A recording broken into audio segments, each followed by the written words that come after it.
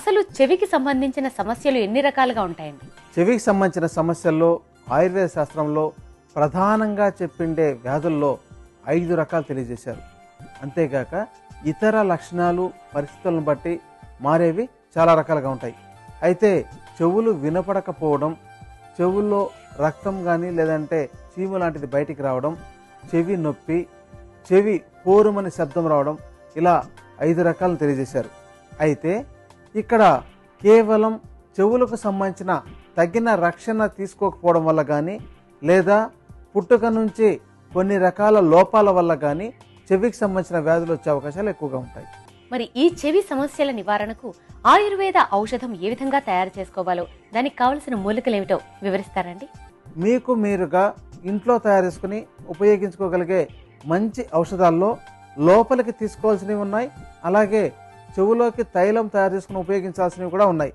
వీటిలో ఉపయోగపడే మంచి ఔషధం బిల్వ గుజ్జు. ఇప్పుడు ఔషధం తయారు చేయడానికి తగిన మోతాదులో వేస్తున్నాం. తరువాత కావాల్సిన ఔషధం పసుపు. ఇప్పుడు ఔషధం తయారు చేయడానికి తగిన మోతాదులో వేస్తున్నాం. తరువాత కావాల్సిన మంచి ఔషధం ఆవాలు. ఇప్పుడు ఔషధం తయారు చేయడానికి తగిన మోతాదులో కలుపుతున్నాం.